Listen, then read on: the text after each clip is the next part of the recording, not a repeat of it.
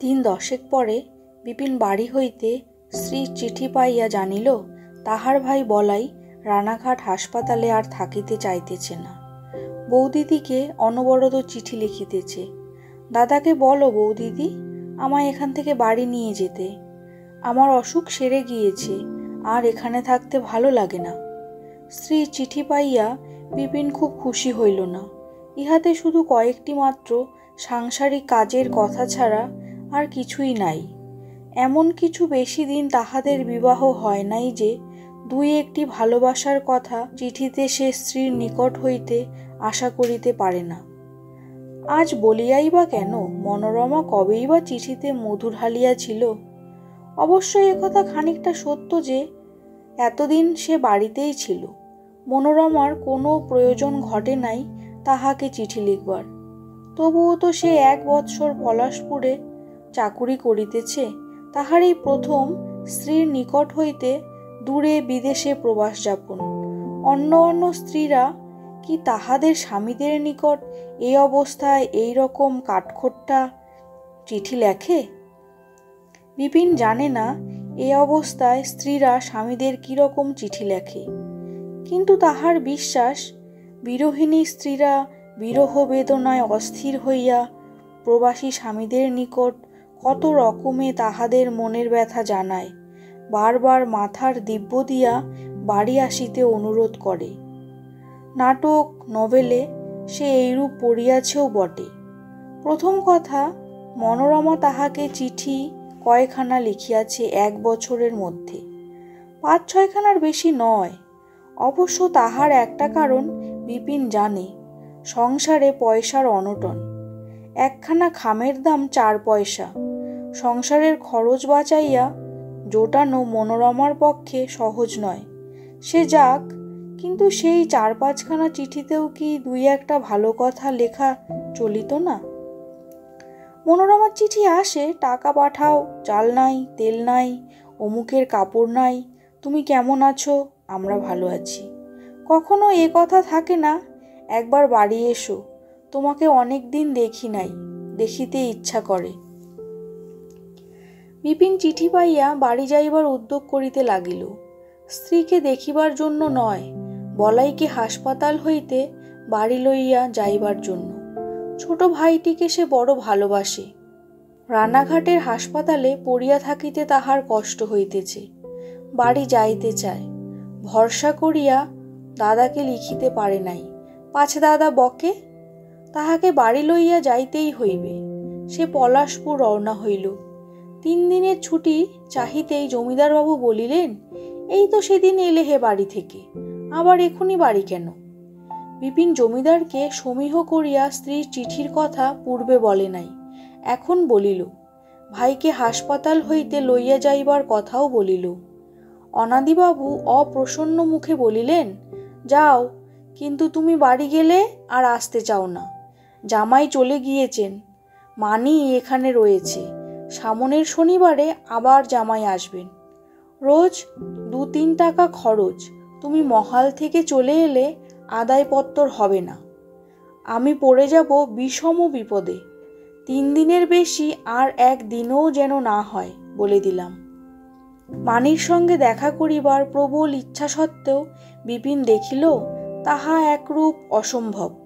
সে থাকে বাড়ির মধ্যে, তাহাকে ডাকিয়া দেখা করিতে গেলে হয়তো মানির মা সেটা পছন্দ করিবেন না।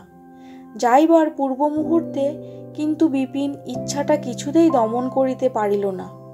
একটি মাত্র ছুতা দিল, বিপিন সেইটেই অবলম্বন করিল।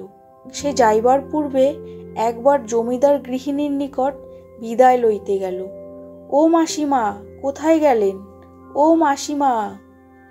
ঝি বলিল, মা ওপরে পুজোয় বসেছেন, দেরি হবে নামতে, এই বসলেন। বিপিন একবার ভাবিয়া একটু ইতস্তত করিয়া বলিল, তাই তো, বসবার তো সময় নেই, রানাঘাট হাসপাতালে যেতে হবে, একটা কথা ছিল। আচ্ছা, আর কেউ আছে? কথাটা না হয় বলে যেতাম। দিদিমণিকে ডেকে দেব? দিদিমণি রান্না বাড়িতে রয়েছে, দেখব? তা মন্দ নয়, তাই না হয় দাও, কথাটা বলেই যাই। ঝি বাড়ির ভিতরে চলিয়া গেল। এবং একটু পরে মানি বাহিরের রোয়াকে আসিয়া দাঁড়াইয়া বলিল, এই যে বিপিনদা, কখন এলে? এসেছি 2 ঘণ্টা হলো। কর্তার কাছে কাজ ছিল। আমি 3 দিনের ছুটি নিয়ে বাড়ি যাচ্ছি। ঝি তখনও রোয়াকে দাঁড়াইয়া আছে দেখিয়া মানি বলিল, যা তো হিমি, ওপরে আমার ঘর থেকে কর্পূরের শিশিটা নিয়ে বামুন ঠাকুরুনকে রান্নাঘরে দিয়ে আয়। ঝি চলিয়া গেল। মানি বিপিনের দিকে চাহিয়া বলিল, 2 ঘণ্টা এসেছ বাইরে, কই আমি তো শুনিনি। চা খেয়েছ? না। তুমি কখন যাবে? কেন এখন হঠাৎ বাড়ি যাচ্ছ যে? বিপিন এদিক ওদিক চাহিয়া নিম্নকণ্ঠে বলিল, সে কৈফিয়ত তোমার বাবার কাছে দিতে হয়েছে 1 দফা, তোমার কাছেও আবার দিতে হবে নাকি? নিশ্চয় দিতে হবে, আমি তো জমিদারের মেয়ে, দেবে না কেন? তবে দিচ্ছি। আমার ভাই বলাইকে তোর মনে আছে? সে একবার কেবল বাবার সঙ্গে এখানে এসেছিল, তখন সে ছেলে মানুষ। সে রানাঘাট হাসপাতালে। তারপর বিপিন সংক্ষেপে বলাইয়ের অসুখের ব্যাপারটা বলিয়া গেল।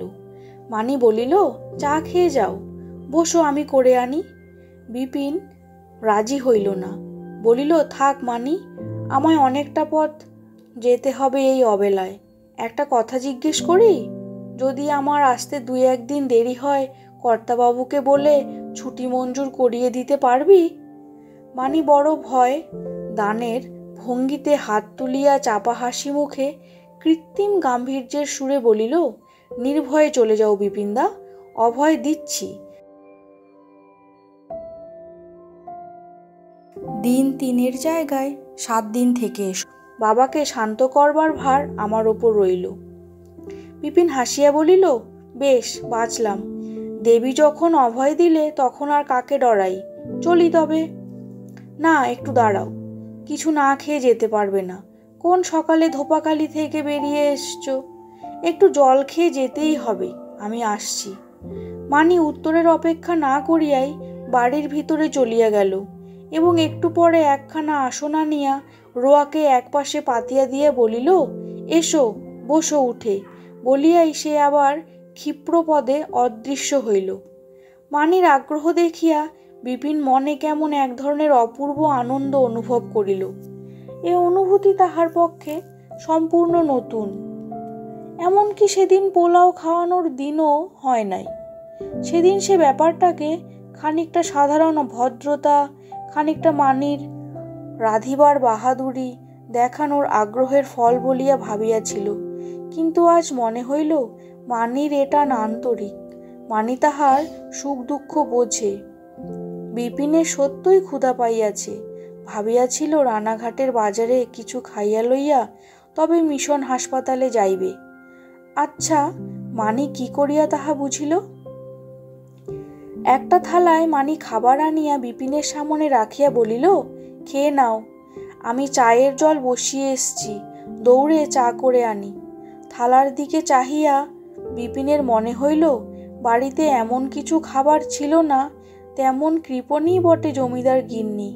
মানি বেচারি হাতের কাছে তাড়াতাড়ি যাহা পাইয়াছে, কিছু মুড়ি, 1 থাবা দুধের সর, খানিকটা গুড়, এরই মধ্যে আবার 2খানা থিন অ্যারারুট বিস্কুট, তাহাই আনিয়া ধরিয়া দিয়াছে। মানি ইতিমধ্যে 1 মালা নারিকেল ও 1খানা দা হাতে ব্যস্তভাবে আসিয়া হাজির হইল। কোথা হইতে নারিকেল মালাটি খুঁজিয়া টানিয়া বাহির করিয়াছে এইমাত্র। নারকোল খাবে বিপিনদা? দাঁড়াও, একটু নারকোল কেটে দি। কুড়ুনিখানা খুঁজে পেলাম না, তোমার আবার দেরি হয়ে যাবে, কেটেই দি, খাও। মুড়ি দিয়ে, সর দিয়ে, গুড় দিয়ে মাখো না, আস্তে আস্তে বসে খাও। আবার কখন খাবে তার ঠিক নেই গো। চা আনি। একটু পরে চা হাতে যখন মানি আসিয়া দাঁড়াইল, তখন বিপিন যেন নূতন চোখে মানিকে দেখিল। মানি যেন তাহার কাছে এক অননুভূতপূর্ব বিস্ময় ও তৃপ্তির বার্তা বহন করিয়া আনিল। এই আগ্রহ ভরা আন্তরিকতা, এই যত্ন বিপিন কখনো মনোরমার নিকট হইতে পায় নাই। মনোরমা যে তাহাকে তাচ্ছিল্য করিয়া থাকে, ভালোবাসে না, তাহা নয়। সে অন্য ধরনের মেয়ে। গোটা সংসারটাকে দিকে তাহার দৃষ্টি। মা, বিনা, ছেলে মেয়ে, এমনকি বাড়ির কৃষাণের দিকে পর্যন্ত। একা বিপিনে সুখ দুঃখ দেখিবার অবকাশ তাহার নাই। বিপিন নিজের সংসারে 5 জনের মধ্যে একজন হইয়া মনোরমার যৌথ সেবার কিছু অংশ পাইয়া আসিয়াছে এতদিন। তাহাতে এমন তৃপ্তি কোনোদিন সে পায় নাই। চা পান শেষ করিয়া বিপিন উঠিল, বলিল, মাসিমার সঙ্গে দেখা হলো না, বলিস আমার কথা মানি, চললুম। এসো, কিন্তু বেশি দিন দেরি করিলে চাকরির জন্যে দায়ী আমি নয়, মনে থাকে যেন। খানিকটা আগে অভয় দিয়েছে দেবী, মনে আছে? 2 মাস দেরি করলেও কি অভয় দেওয়া বহাল রইল? বা রে, আমি বলেছি 3 দিনের জায়গায় 7 দিন, না হয় ধরো 10 দিন, না হয় ধরো 1 মাস, না হয় ধরো 3 মাস। সেসব হবে না, সোজা কথা শোনো বিপিনদা, আমার তো বাবার কাছে বলবার মুখ থাকা চাই। পরে গম্ভীর মুখে বলিল, কথা দিয়ে যাও কদিনে আসবে। না, সত্যি তোমার কথা আমার বিশ্বাস হয় না। আমি কি বলেছিলুম প্রথম দিন, মনে আছে? বিপিন কৃত্রিম ব্যঙ্গের সুরে বলিল, হ্যাঁ বলেছিলে, চাকরিতে টিকে থাকলে তুমি আমার ভালোর চেষ্টা করবে। মানি হাসিয়া বলিল, মনে আছে তাহলে? বেশ, এখন এসো তাহলে, বেলা গেল। পথে উঠিয়াই মানির কথা মনে করিয়া বিপিনের দুঃখ হইল। বেচারি ছেলে মানুষ, সংসারের কি জানে, জমিদারির যা অবস্থা, মানি কি উন্নতি করিয়া দিবে তাহার? দেনা ইতিমধ্যে প্রায় 5-6 হাজারে দাঁড়াইয়াছে রানাঘাটের গোবিন্দপালের গদিতে।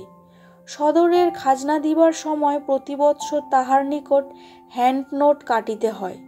ইহা অবশ্য বিপিন এখানে চাকুরিতে ভর্তি হইবার পূর্বের ঘটনা। খাতাপত্র দেখিয়া বিপিন জানিতে পারিয়াছে, গোবিন্দপাল নালিশ ঠুকিলেই জমিদারি নিলামে চড়িবে। মানে মেয়ে মানুষ, বিষয় সম্পত্তির কি বোঝে, ভাবিতেছে সে মস্ত জমিদারের মেয়ে, চেষ্টা করিলেই বিপিন দাদার বিশেষ উন্নতি করিয়া দিতে পারিবে। বিপিনের হাসি পাইল, দুঃখও হইল। বেচারি মানি। রানাঘাট হাসপাতালে বিপিন ভাইয়ের সঙ্গে দেখা করিল। বলাই তাহাকে দেখিয়া কান্নাকাটি করিতে লাগিল বাড়ি লইয়া যাইবার জন্য। কিন্তু বিপিনের মনে হইল, ভাই যে সম্পূর্ণ আরোগ্য হইয়াছে তাহা নয়, এ অবস্থায় তাহাকে লইয়া যাওয়া কি উচিত হইবে? বিপিন কৈবর্তের মেয়ে সেই নার্সটিকে আড়ালে ডাকিয়া বলিল, আমার ভাই বাড়ি যেতে চাইছে, কান্নাকাটি করছে, ওকে এখন নিয়ে যেতে পারি? নার্স বলিল, নিয়ে যাও বাবু, তোমার ভাই আমাকে পর্যন্ত জ্বালাতন করে তুলেছে, বাড়ি যাব করে। নেফ্রাইটিসের রোগী, যা সেরেছে ওর বেশি আর সারবে না, কেন এখানে মিথ্যে রেখে কষ্ট দেবে? তাহার মনে হইল নার্স যেন কি চাপিয়া যাইতেছে। সে বলিল, ও কি বাঁচবে না?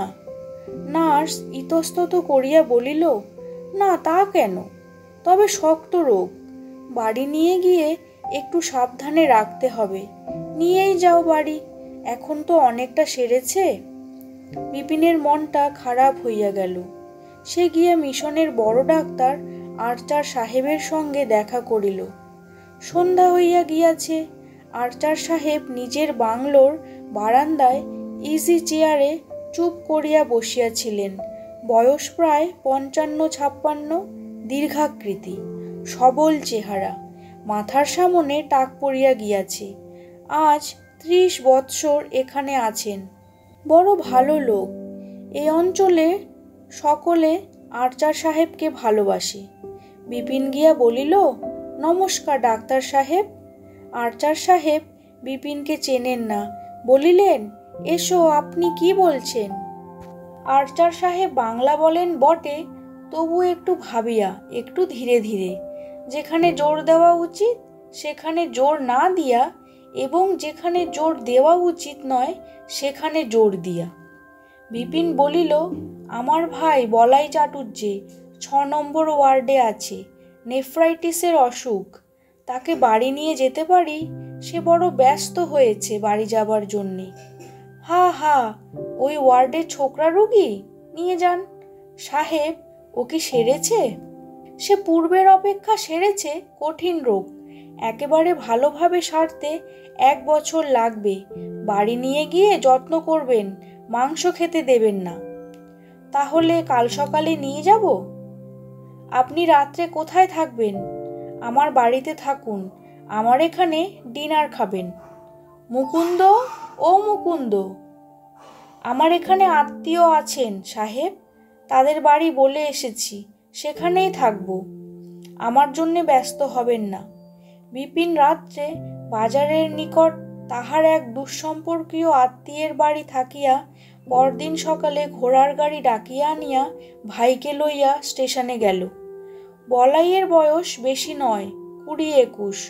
রোগ হওয়ার পূর্বে তার শরীর খুব ভালো ছিল। বিপিনের সংসারে ক্ষেত খামারের অনেক কাজ সে একাই করিত। মধ্যে যখন বিপিনের বদখেয়ালিতে পৈতৃক অর্থ সব উড়িয়া গেল, সংসারে ভয়ানক কষ্ট, সংসারে একেবারে অচল। তখন বলাই 18 বছরের ছেলে। বলাই দেখিল দাদার মতিবুদ্ধি তাহাদের অনাহারের ও দারিদ্র্যের পথে লইয়া চলিয়াছে। যদি বাঁচিতে হয় তাহাকে লেখাপড়া ছাড়িতে হইবে এবং বুক দিয়া খাটিতে হইবে। নদীর ধারের কাঁঠাল বাগান বাধা দিয়া সেই টাকায় সে একজোড়া বলদ কিনিয়া গরুর গাড়ি চালাইতে লাগিল নিজেই। লোকের জিনিসপত্র গাড়ি বোঝাই দিয়া অন্যত্র লইয়া যাইবার ভাড়া খাটিত। স্টেশনে সওয়ারি লইয়া যাইত। অনেকে নিন্দা করিতে লাগিল। একদিন বৃদ্ধ যদু মুস্তফি ডাকিয়া বলিলেন, হ্যাঁ হে বলাই, তুমি নাকি গরুর গাড়ির গাড়োয়ানি করো? বলাই একটু ভয়ে ভয়ে বলিল, হ্যাঁ জ্যাঠামশাই। সেটা কিরকম হলো? বিনোদ চাটুর্যের ছেলে হয়ে অমন বংশের নাম ডোবাবে তুমি? কাল শুনলাম বাজারের নিবারণ সাহার বাড়ি তৈরি হচ্ছে, সেখানে 8-10 গাড়ি বালি বয়েছ নদীর ঘাট থেকে সারাদিন, এতে মান থাকবে? বলাই একটু ভীতু ধরনের ছেলে। বয়সে বড় ভারিক্কি মুস্তফি মহাশয়কে তাহার বাবা বিনোদ চাটুর্যে পর্যন্ত সমীহ করিয়া চলিতেন। সেখানে সে 18 বছরের ছেলে কি তর্ক করিবে? তবুও সে বলিল, জ্যাঠামশাই, এ না করলে যে সংসার চলে না। মা বোন না খেয়ে মরে। দাদা তো ওই কাণ্ড করছে। দাদার ওপর আমি কিছু বলতে তো পারি না। মাঠের জমি, খাস জমি সব দাদা বিক্রি করছে আর মৌরুষি দিচ্ছে। মার হাতে একটা পয়সা রাখেনি, সব নেশা ভাঙে উড়িয়ে দিয়েছে। আমরা কি খেয়ে বাঁচবো বলুন তো? এতে তবুও দিন 1 টাকা গড়ে আয় হচ্ছে। বালির গাড়ি 6 আনা করে ভাড়া, নদীর ঘাট থেকে বাজার পর্যন্ত। কাল সকাল থেকে সন্ধে পর্যন্ত 11 গাড়ি বালি বয়েছি, 66 আনা। 4 টাকা 2 আনা একদিনের রোজগার। এ অন্যভাবে আমায় কে দিচ্ছে বলুন? সে দুর্দিনে বলাই মান অপমান বিসর্জন দিয়া বুক দিয়া না পড়িলে সংসার চলিত না। বলাই গরুর গাড়ির গাড়োয়ানি করিয়া লাঙল করিল, জমি চাষ করিয়া ধান বুনিল, আটির মাঠে কুমড়া করিল। সেই কুমড়া কলিকাতায় চালান দিয়া সেবার প্রায় 30-32 টাকা লাভ করিল। বিপিনকে বলিল, দাদা, বাগদিপাড়ার নন্দবাগদির গোলাটা কিনে আনছি। এবার ধান রাখবার জায়গা চাই, ধান হবে ভালো।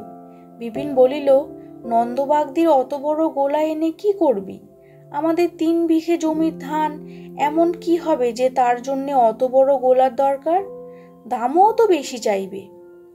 বলাই বলিয়াছিল, বারণ করো না দাদা, বড় গোলাটা বাড়ি থাকলে লক্ষ্মীশ্রী। আমার ওই গোলা দেখলে কাজে উৎসাহ হবে যে ওটা পুড়িয়ে দিতেই হবে আসছে বছর, ওটাই আনি। কি বলো দাদা? সংসারের জন্য অনিয়মিত খাটিয়া খাটিয়া বলাই পড়িয়া গেল শক্ত অসুখে। কিছুদিন দেশেই রাখিয়া চিকিৎসা চলিল। সে চিকিৎসাও এমন বিশেষ কিছু নয়। গ্রাম্য হোমিওপ্যাথিক ডাক্তার শরৎদা দিন 15 সাদা শিশিতে ওই কি ওষুধ দিতেন, তাহাতে কিছু না হওয়ায় গ্রামের অনেকের পরামর্শে বলাইকে রানাঘাটের হাসপাতালে আনা হয়। বলাই এখনও ছেলে মানুষ, তাহার উপর অনেক দিন রোগশয্যায় শুইয়া থাকিবার পরে আজ দাদার সঙ্গে বাড়ি ফিরিয়া যাইবার আনন্দে সে অধীর হইয়া উঠিয়াছে। রেলগাড়িতে উঠিয়া একবার এ জানালায় একবার ও জানালায় ছুটাছুটি করিতেছে। কতকাল পরে আবার সে নীরোগ হইয়া মুক্ত স্বাধীনভাবে চলাফেরা করিতে পারিয়াছে। নার্সের কথা মতো আর ভয়ে ভয়ে চলিতে হইবে না। হাসপাতালে রান্না কি বিশ্রী, মাছের ঝোল না ছাই। মায়ের হাতের, বৌদিদির হাতের রান্না আজ প্রায় 4 মাস খায় নাই। বৌদিদির হাতের শুক্তুনির তুলনা আছে? পাঁচিলের পশ্চিম কোণে বড় মানকচুটা সে নিজের হাতে পুঁতিয়াছিল, এখন না জানি কত বড় হইয়াছে। ভগবান যদি দিন দেন এবং তাহাকে খাটিতে দেন, তবে গাঙের ধারে কদমতলার বাঁকে ভালো জমি খাজনা করিয়া লইবে এবং তাহাতে শশা, বরবটি এবং পালং শাক করিবে। হাসপাতালে থাকিতে নার্সের মুখে শুনিয়াছে পালং শাক ও বরবটি নাকি খুব ভালো তরকারি, কলিকাতায় দামে বিক্রয় হয়। বিপিনকে জিজ্ঞাসা করিল, দাদা, কাপালিপাড়ায় রায়চরণের পিসির কাছে বলা ছিল ওদের ঝাল হলে আমাদের সূর্যমুখী ঝালের বীজ দিয়ে যাবে। তুমি দেখনি সে ঝাল রাঙা টুকটুক করেছে, এক একটা এত বড় বীজ দিয়ে গিয়েছিল জানো। আমি এবার 4টি ঝাল পুঁতে দেব আমরাতলায় নাবাল জমিটাতে। দাদার চাকুরি হওয়াতে বলাই খুব খুশি। তখন সে একা খাটিয়া সংসার চালাইত। আজকাল দাদার মতিবুদ্ধি ফিরিয়াছে। দাদা আবার পুরনো জমিদার ঘরে বাবার সেই পুরনো চাকুরি করিতেছে। ইহার অপেক্ষা আনন্দের বিষয় আর কি আছে? 2 ভাইয়ে মিলিয়া খাটিলে সংসারের উন্নতি হইতে কত দেরি লাগিবে। সে নিজে বিবাহ করে নাই, করিবেও না। মা, বৌদিদি, ভানু, বীণা এরা সুখী হইলেই তাহার সুখ। গোলা দেখিলে মায়ের চোখ দিয়া জল পড়ে। মা বলে, কর্তার আমলে এর চেয়েও বড় গোলা ছিল বাড়িতে। আজকাল 2 লক্ষ্মীর চিড়ে কোটার ধান পাই না। মায়ের চোখের জল সে ঘুচাইবে। বাবার গোলা ছিল 15 হাতের বের, সে গোলা বাঁধিবে 18 হাতের বের। বেলা 11টার সময় বিপিন ও বলাই বাড়ি পৌঁছিল। ইহাদের আজই বাড়ি আসিবার কোনো সংবাদ দেওয়া ছিল না। বিশেষত বলাইকে আসিতে দেখিয়া বিপিনের মা ছুটিয়া গিয়া রুগ্ন ছেলেকে জড়াইয়া ধরিলেন। বীণা, মনোরমা, ভানু, টুনি সকলেই বাহির হইয়া আসিয়া রোয়াকে দাঁড়াইল। সেই রানাঘাটের হাসপাতাল আর এই বাড়ির তাহার প্রিয়জন সব, বৌদিদি, মা, দিদি, খোকা, খুকি। বলাই আনন্দে কাঁদিয়াই ফেলিল ছেলে মানুষের মতো। ভানুটুনিও খুশিতে আটখানা। কাকাকে তাহারা ভালোবাসে। এতদিন পরে কাকাকে ফিরিতে দেখিয়া তাহাদেরও আনন্দের সীমা নাই। কাকার গলা জড়াইয়া পিঠের উপর পড়িয়া তাহারা তাহাদের পুরাতন কাকাকে খুঁজিয়া বাহির করিতে চাহিতেছে। ঘরের মধ্যে ঢুকিয়া বিপিন পুটলি নামাইয়া রাখিতেছে। মনোরমা আসিয়া হাসি মুখে বলিল, তাহলে আমার চিঠি পেয়েছিলে? কই, উত্তর তো দিলে না। বিপিন বলিল, উত্তর আর কি দেবো, এলাম তো চলে বলাইকে নিয়ে। ভালোই করেছ। ঠাকুরপো তোমায় লিখতে সাহস করতো না, কেবল আমায় চিঠি লিখত, আমায় বাড়ি নিয়ে যাও, আমায় বাড়ি নিয়ে যাও। আহা, ও কি সেখানে থাকতে পারে? ছেলে মানুষ, তাতে ওর প্রাণ পড়ে থাকে সংসারের ওপর। হ্যাঁ গা, ওর অসুখ কেমন? ডাক্তার কি বললে? বললে তো এখন ভালোই, তবে সাবধানে রাখতে হবে, ওকে বেশি খেতে দেবে না। মাকে বলে দিও যেন যা তা ওকে না খেতে দেয়। মাংস খেতে একেবারে বারণ কিন্তু। তবেই হয়েছে, যা মাংস খেতে ভালোবাসে ঠাকুরপো, ওকে ঠেকিয়ে রাখা ভীষণ কঠিন। আর কি জানো, বাড়ি এসেছে, এখন ওর আবদারের জ্বালায় ওকে মাংস না দিয়ে পারা যাবে? তুমি যে কদিন বাড়ি আছো তারপর আর কি, কারও কথা মানবে না। নিজেই পাড়া থেকে খাসি কাটিয়ে ভাগাভাগি করে বিলি করে দিয়ে নিজের ভাগে 1.5 সের মাংস নিয়ে এসে ফেলবে। না না, তা হতে দিও না, দিলে অসুখ বাড়বে, ভয় দেখাবে যে তোমার দাদাকে চিঠি লিখব, ওসব ছেলে মানুষই চলবে না। বৌদিদিকে দেখছি না। দিদি তো এখানে নেই, তাকে উলোর পিসিমা নিয়ে গেছেন, আজ দিন 15 হলো। তিনি এসেছিলেন গঙ্গা চান করতে কালীগঞ্জে, আমাদের এখানেও এলেন, সঙ্গে করে নিয়ে গেলেন যাবার সময়ে। বিপিন এ সংবাদে খুব খুশি হইল না, বলিল নিয়ে গেলেন মানে তো তার সংসারে দাসীবৃত্তি। প্রভাবের মধ্যেও তাহার এইরূপ একজন মুগ্ধ ভক্তের মুখে তাহার নিজের কবিতার উৎসাহপূর্ণ আবৃত্তি শুনিয়া নিশ্চয়ই খুব খুশি হইতেন। বিপিনের কথা অবশ্য মনে হইল না, কারণ সে সাহিত্যরসিক নয়, বা কি প্রাচীন কি আধুনিক কোনো বাংলা কবির সহিতই তাহার পরিচয় নাই। কিন্তু বিদ্যার রূপের বর্ণনা শুনিয়া তাহার কেন যেন মানির কথা মনে হইল হঠাৎ। তাহা সে নিজেই বুঝিতে পারিল না।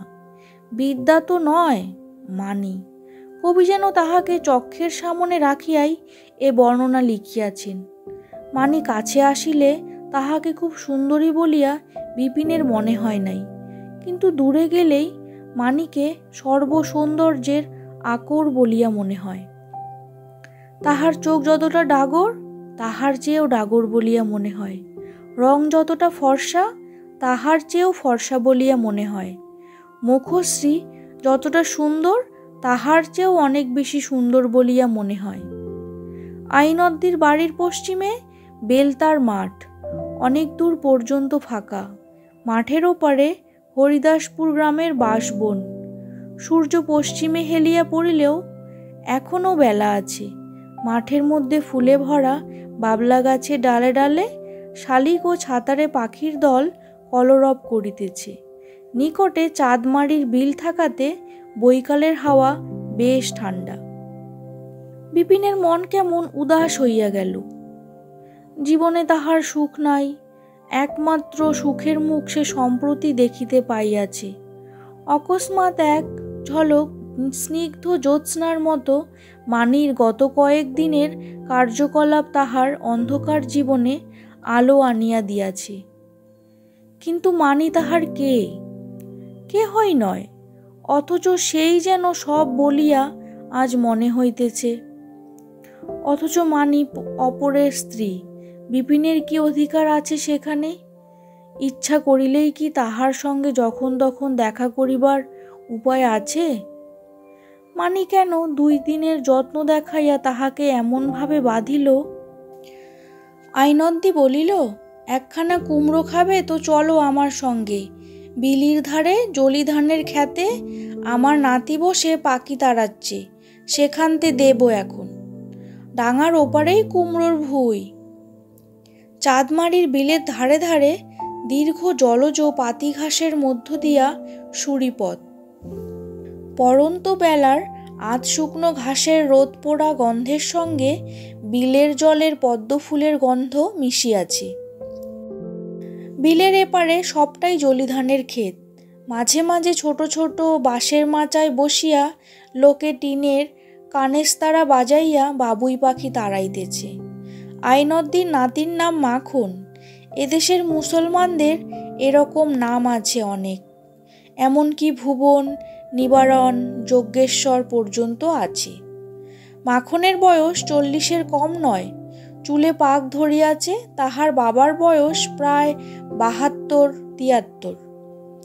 মাখন বেশ জোয়ান লোক। শুধু জোয়ান নয়, এই অঞ্চলের মধ্যে একজন ভালো গায়ক বলিয়া তাহার খ্যাতি আছে। ঠাকুর দাদাকে আসিতে দেখিয়া মাখন বলিল, মোর জলপান কনে? হ্যাঁ দাদা। দাদাবাবু যে পিছনে বিপিনকে আসিতে দেখিয়া সে তাড়াতাড়ি মাচা হইতে নামিয়া আসিয়া বলিল, দাদাবাবু যে কখন আলেন? আপনি সেই কোথায় নায়েবি করছ শুনলাম, তাই এদিক বড় একটা যাওয়া আসা করো না বুঝি? আইনদ্দি বলিল, বাবা ঠাকুরকে একটা বড় দেখে কুমড়ো এনে দে দিকি, ওই পুবির বেড়ার গায়ে যে কটা বড় কুমড়ো আছে তা থেকে একটা আন। হ্যাঁ দে। দূর দূর, ওই দেখো বাবা ঠাকুর, এক ঝাঁক বাবুই এসে জুটল আবার। সুমন্দির পাখিগুলো তো বড্ড জ্বালালে দেখছি। বলিয়া আইনদ্দি নিজেই টিনের কানেস্তারা বাজাইতে লাগিল। বেলা পড়িয়া রাঙা রোদ কতক জলিধানের বিস্তীর্ণ ক্ষেতে, কতক বিলের বাবলা বনে পড়িয়াছে। আইনদ্দির নাতি বিলের উপরের ডাঙায় কুমড়ো ক্ষেত হইতে সুকণ্ঠে গাহিতেছে। যখন খেতে খেতে বসে ধান কাটি, ওমর মনে জাগে তার লয়ান দুটি। বাবুই পাখির ঝাঁক বোধ হয় বুঝিতে পারিয়াছে বৃদ্ধ আইনদ্দি তাহাদের কিছুই করিতে পারিবে না, সুতরাং তাহারা নির্বিবাদে আবার আসিয়া জুটিতে লাগিল। আইনদ্দির নাতির গানের কয়টি চরণ শুনিয়াই বিপিন আবার অন্যমনস্ক হইয়া গেল। সেই দিগন্ত বিস্তীর্ণ মাঠে, বিল ও বিলের ধারে ধারে সবুজ জলিধানের ক্ষেত, উপরে এবং নিচে নাচের ধরনে উড্ডীয়মান বাবুই পাখির ঝাঁক, বিলের ধারের জলে শোলা গাছের হলদে ফুলের রাশি, হরিদাসপুরের বাঁশবনের মাথায় হেলিয়া পড়া অস্তমান সূর্য, সব মিলিয়া তাহার মনে এক অপূর্ব ব্যথা ভরা অনুভূতির সৃষ্টি করিল। যেন মনে হইল মানিকে এ জগতে বুঝিবার ভালোবাসিবার লোক নাই। মানি যাহার হাতে পড়িয়াছে সে মানির মূল্য বোঝে নাই। মানির জীবনকে ব্যর্থতার পথ হইতে যদি কেহ রক্ষা করিতে পারে, তাহার মুখে সত্যকার আনন্দের হাসি ফুটাইতে পারে, তবে সে বিপিন নিজেই। বিস্তীর্ণ সংসারে মানি হয়তো বড় একা, যেমন সে নিজেও আজ একা। বিপিন কখনো প্রেমে পড়ে নাই জীবনে। প্রেমে পড়িবার অভিজ্ঞতা তাহার কখনো হয় নাই। মানির সঙ্গে এই কয়দিনের ঘটনাবলীর পূর্বে। এখন সে বুঝিয়াছে আজ মানি তাহার যতটা কাছে অতটা কাছে কেহ কখনো আসে নাই। বিপিন লেখাপড়া মোটামুটি জানিলেও এমন কিছু বেশি নভেল, নাটক বা কবিতা পড়ে নাই।